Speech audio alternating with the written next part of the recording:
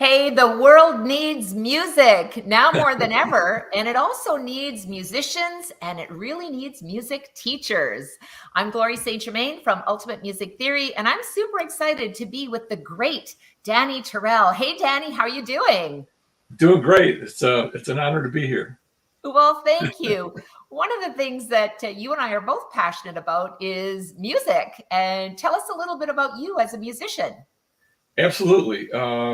I was fortunate enough to start off right out of high school, backing some of the celebrities in the music business. So I kind of learned on the job. Although I did take a couple years of theory, and I studied the Berkeley. They had in those days they had a correspondence course where you could study. And my first piano teacher was an exile from Russia.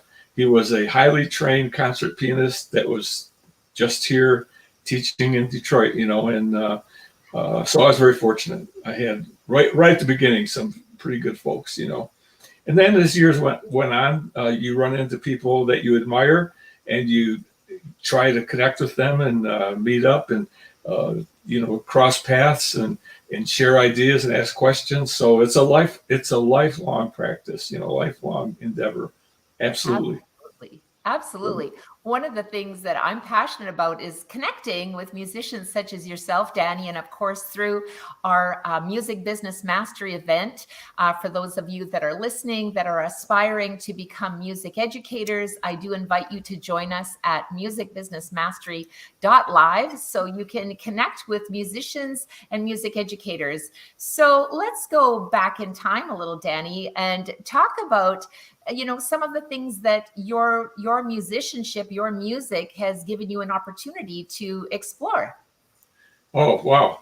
That's a really, that's pretty extensive. Well, of course, I played around the Detroit area. And in those days, there were 60 or 70 full-time bands working 6 days a week. And around the time the disco era hit, it sort of changed quite a bit. But I had the opportunity to play all in North America. I played fundraising groups for the Canadian Olympics. I played at parties for the Super Bowl. But one of the great opportunities that I had was the opportunity to leave the country and play in 20 different countries, and with celebrities from around the world. So my main experience is as a backup player, and how did I learn that? I learned it by doing it and with talking to other people that knew how to do it. And one song led to another, starting with the popular tunes of the day, moving on into jazz, and now the last 2 years I've been kind of writing my own music too. But I went to the Caribbean, the West Indies, and 20 different countries, and geez, I had a wonderful time. And I'll tell you, the Cuban players were shockingly good. I mean, shockingly good. But they didn't have the background in the styles that I did, so I had a lot of work. So no matter what you like to play or what style is natural for you, somebody is going to call on you. Yeah. And I think, I love what you said. It's given you this opportunity to travel the world as a musician. I mean, think about how many, jobs are there in the world that literally open up the travel door and the communication and I'm sure you've experienced this as well as a musician, that there is almost this unwritten language. It's the look of you take it, or do you know what I mean? Like, Yeah. Share a little bit about your camaraderie with your fellow musicians. Great one. The one band, when I moved to the Caribbean, the drummer was from Greece, the guitar player was from Morocco, the bass player was from Los Angeles. Every 10 days we had an international singer coming for 10 days. So I was there for maybe 4 years continuously, 6 days a week.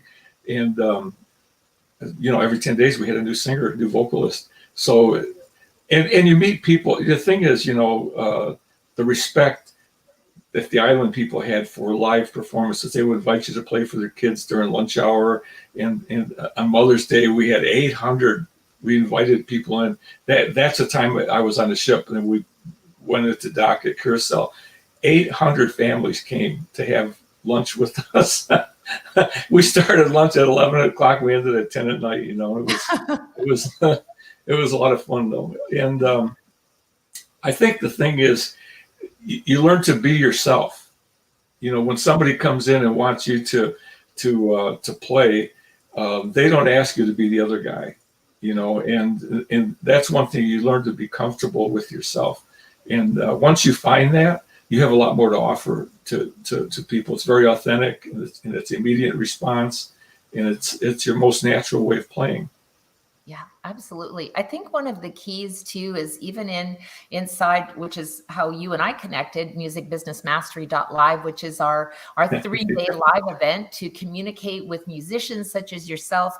And you've also met, because you're part of the community, and I'm again so grateful, Danny Terrell, who's not only a musician but a composer inside our program. So you can definitely reach out and connect with him in our Facebook groups.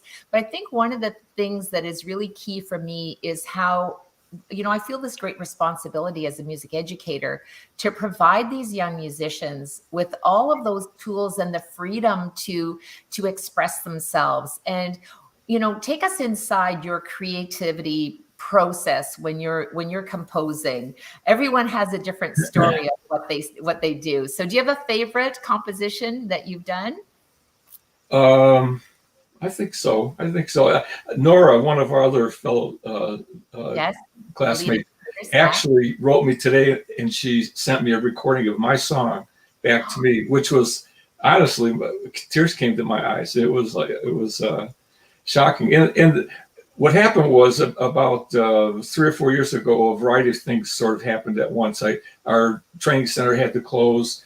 COVID happened. I had some medical things. So for about 2 years, I really wasn't playing publicly. And so I had bits and pieces of songs that I had put together. They call them twigs, little recordings of this and that and the other thing. So I started pulling them out and thinking maybe there's a song in there someplace. So I put one together and I sent it to a guy in Brazil.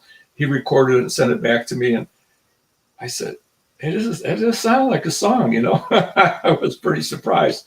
And since then, I've done quite a bit of writing. I won an award here locally for Earth Day, Earth Day competition. And now I'm helping, this is all relatively new, I'm helping out at the local college with young players who want to find themselves. Not that they can't play well, they play well. And a lot of them are trained far beyond what I had as a training, but they need to come back and to go inside and work their way out, great players tell you that music is a language, and I worked in a rehab center for 10 years too with music programs. And the one thing I found out is that everybody has music, everybody has a story to tell. Sound and human communication came before the written music. And so once you can get people back to that point to where it's meaningful to them, it's amazing what they can come up with.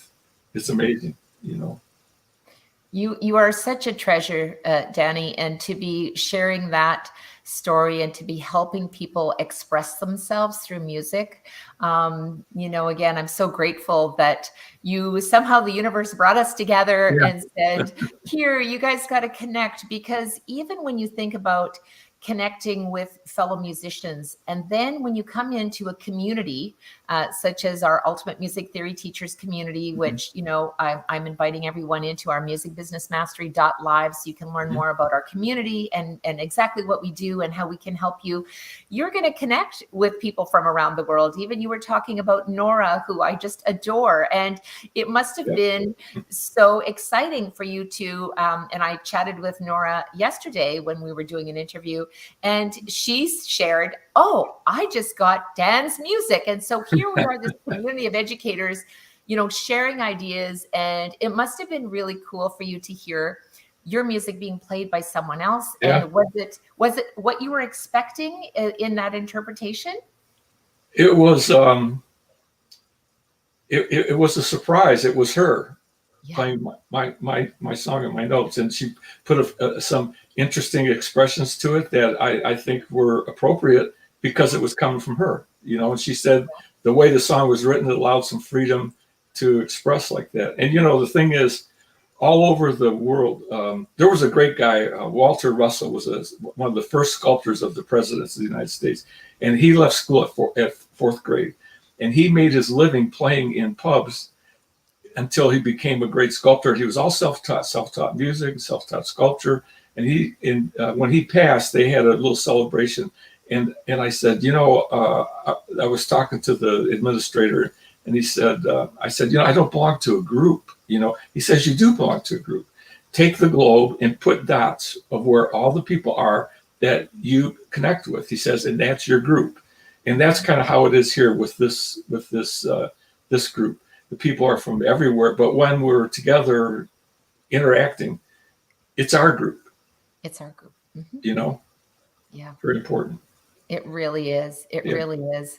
Well, I'm really excited, Dan. I'm excited to see you back in our MusicBusinessMastery.live event and sharing your music. And for those of you that are watching, make sure you get registered for MusicBusinessMastery.live. And you can also connect with Danny Terrell and all of his amazing music. Join us inside our Facebook group. And thanks. Any final words for those that are thinking, do I need to go and sign up for another 3-day event? What do you think? I still come to these events to get renewed. I came a couple times and then joined, and I still visit with these. Don't miss it. Don't miss it. No matter where you're at in the process, it gives you some certainty that you belong someplace. That's the best way I can put it. Yeah. Thank you so much, Danny. I really appreciate you taking time out of your schedule to hang out with me today. And I look forward to seeing you at MusicBusinessMastery.live. As always, have an amazing day. Thank you so much, Danny. I appreciate you. Teach with passion. Bye now.